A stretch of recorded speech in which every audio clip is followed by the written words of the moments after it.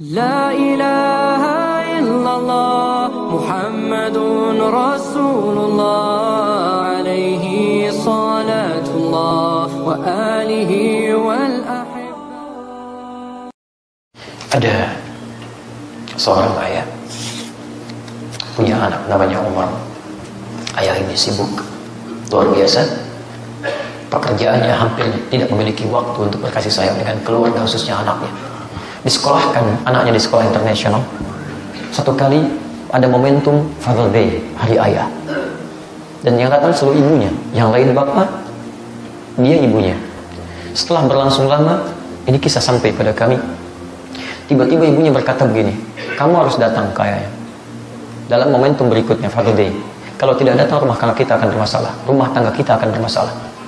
Atau apa yang terjadi? Dipaksakan oleh bapaknya datang. Begitu datang, dia ngambil tempat duduk yang paling belakang.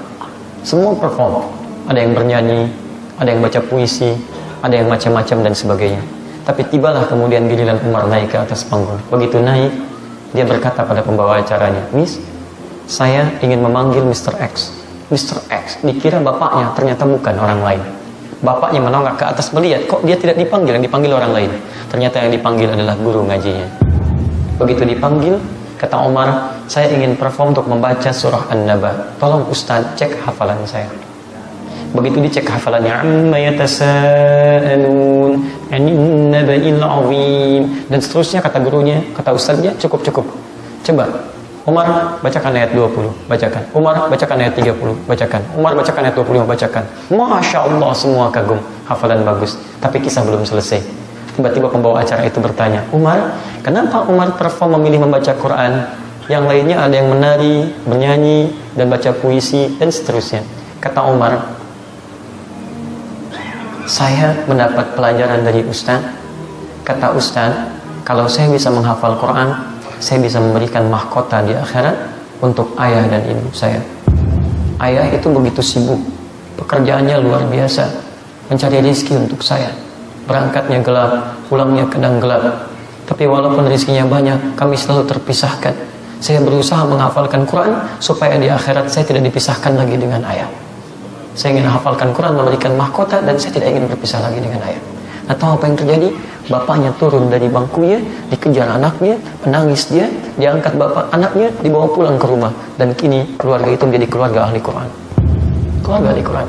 Dan tahukah Anda, saat mendekat kepada Allah, dia tidak kehilangan dunianya. Anda jangan kira mengejar akhirat kehilangan dunia. Bukankah Uthman orang paling kaya yang pernah dicatat di muka bumi? Silahkan cek. Bukankah Abdurrahman bin Auf bahkan kapaknya terbuat dari emas? Dan beliau tahajud juga, beliau sholat juga, beliau hafal Quran juga. Anda boleh jadi apapun, tapi jangan sampai profesi Anda menjauhkan diri dari Allah Subhanahu wa Ta'ala. Zaman Nabi ada artis, ada Hasan bin Thabit, itu artisnya, syairun Nabi SAW. Dia bacakan syair-syair untuk melawan yang buruk-buruk. Silakan kerjakan yang baik-baik. Zaman Nabi banyak pebisnis. Uthman bin Affan pebisnis. Ya, ada Abdurrahman bin Auf, ada Tamim Ad-Dari. Zaman Nabi ada yang di militer, ada Khalid bin Walid aktif di militer. Ada yang birokrat, ada yang diplomat, ada Ammar bin As, ada Umar bin Khattab. Kita boleh jadi apapun, tapi jangan sampai profesi kita menjauhkan diri dari Allah Subhanahu wa Ta'ala. Sepakat insyaallah. Karena itu berikan pendidikan yang membuat dia paham tentang kehidupannya. Quran surah 9 ayat 122.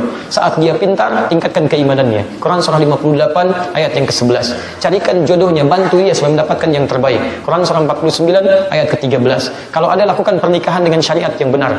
Mulai dari lamaran. Quran surah ke-4 ayat yang ke-4. Pernikahannya Quran surah ke-30 ayat 31. Kalau sudah semua itu, maka insyaallah bimbingan di keluarga bagi anak mudah-mudahan mendapatkan apa yang seperti diharapkan. Buka Quran surah ketiga ayat 35 sampai 37. Di kandungan dinadarkan, lahir didoakan, diberi nama Maryam. Ayat 37 dicarikan pembimbing yang baik. Gurunya bukan cuma pintar tapi soleh, pintar dan soleh. Kalau cuma pintar, jangankan Anda yang tidak beriman pun bisa mencari guru yang pintar.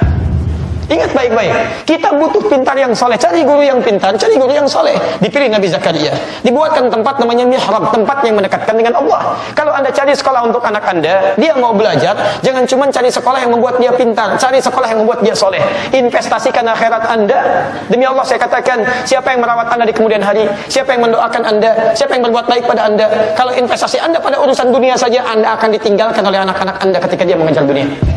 Anda nggak ada nilainya. Investasikan. Coba cari pelajaran yang membuat dia bisa merawat Anda di kemudian hari. Di kelas ada pelajaran sholatnya, ada pelajaran akhlaknya, ada pelajaran doanya. Tidak ada yang paling membahagiakan ketika Anda pulang ke rumah penat pekerjaan. Anda mendengar anak Anda 3 tahun mengucapkan kalimat amma yatasaalun anin naba'il azim annati hum fihi mukhtalifun. Anda bisa menangis, teman-teman. Anda kalau nggak percaya, ajarkan anak kecil Anda Al-Quran. Begitu Anda lelah pulang dari pekerjaan, melihat dia membaca Quran, Anda bisa memeluknya dengan luar biasa. Dan itu tidak bisa terbayar dengan uang yang terhampar di hadapan Anda. Demi Allah. Dan yang paling hebat, ketika anak Anda sudah hafal 30 juz. Dan Anda akan menangis bahagia, tak terlukiskan siang malam, seperti anugerah diberikan kepada Anda.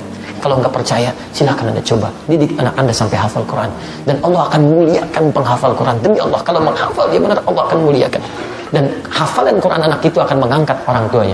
Musa yang hafal Quran, bapak ibunya yang ikutan haji. Kemarin kami bawa ke Istiqlal teman-teman penghafal Quran. Di antaranya anak-anak, ada Kamil, ada Ahmad, ada Ibrahim, ada Auf. Begitu mereka baca Quran, Kamil kata duta besar, saya hadiahkan haji plus dengan ibunya. Bapak meninggal, ibunya ikut. Yang hafal Quran, anaknya, ibunya ikut haji. Ahmad kami hadiahkan haji plus dengan ibunya. Yang hafal Quran, Ahmad, ibunya ikutan.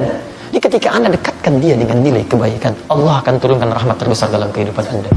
Dan yang paling hebat itu baru dunia. Di akhirat, tidak ada yang paling bahagia. Kecuali saat anak Anda membawa mahkota yang dipakaikan di kepala Anda dan dipamerkan kepada seluruh makhluk di muka bumi dan langit. Indah.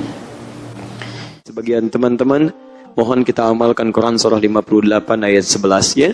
Ya ayyuhalladzina amanu idza qila lakum tafassahu fil majalis fafsahu yafsahillahu lakum.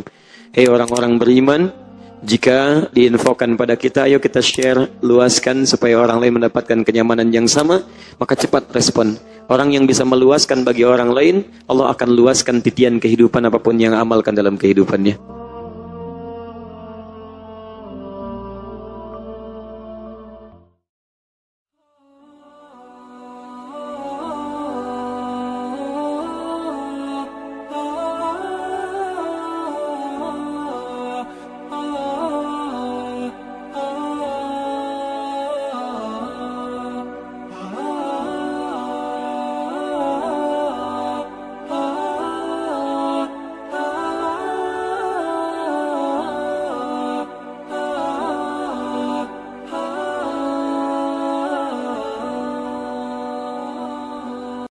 لا إله إلا الله محمد رسول الله عليه صلاة الله وآله والأحبة لا إله إلا الله محمد رسول الله عليه صلاة الله وآله